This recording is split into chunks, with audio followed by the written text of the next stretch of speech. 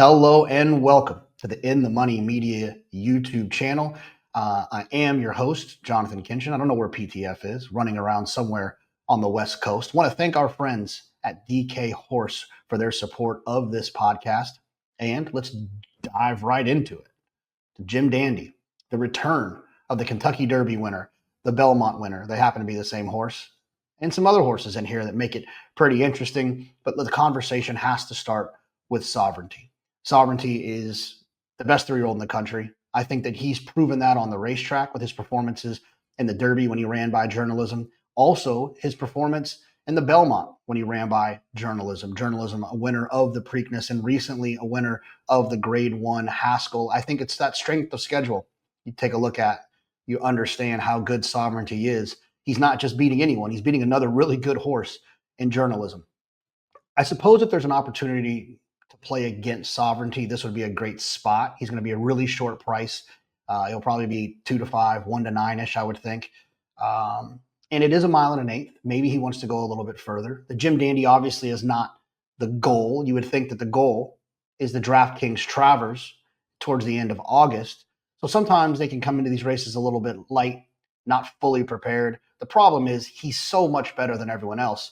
I think Sovereignty is going to be tough to beat. The alternatives, I think, for most people are going to be the one-horse Baeza. Baeza has been a horse that people have been talking about in the Derby and also in the Belmont as a possible upsetter. Baeza seems to have been growing up. His biggest knock was he was a little bit green, a little bit immature. And it sounds like, from all accounts, he's starting to grow up a little bit. The problem is Sovereignty's beat him on the square twice. And I just don't really see a world in which Baeza turns the tables at what's going to be a probably undervalued second choice in here. That's a little bit of my concern. A couple of the other horses you want to talk about.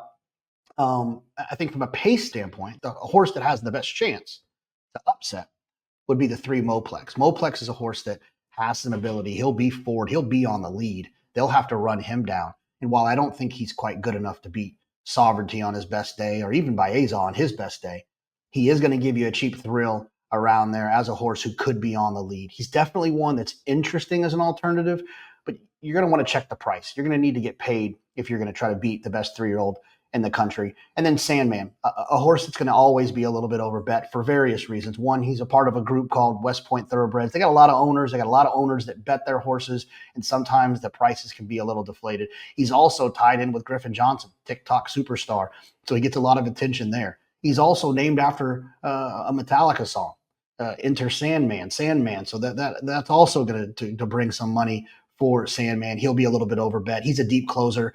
If he's going to win, because the race sets up for a closer, I got to think it's going to be Sovereignty. So while there's not much betting value in this race, there is a lot of multi-race wagers. You can go through this race singling Sovereignty. That's what I'll be doing. Take it as a free square.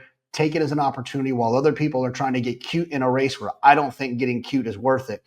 And get Sovereignty in here. Let's get him this win. And this Jim Dandy will lead him into the DraftKings Travers. And hopefully we'll get a little journalism, a little magnitude, and then see who wins the Curlin on Thursday. Get them in the mix, and it should be for one heck of a DraftKings Travers.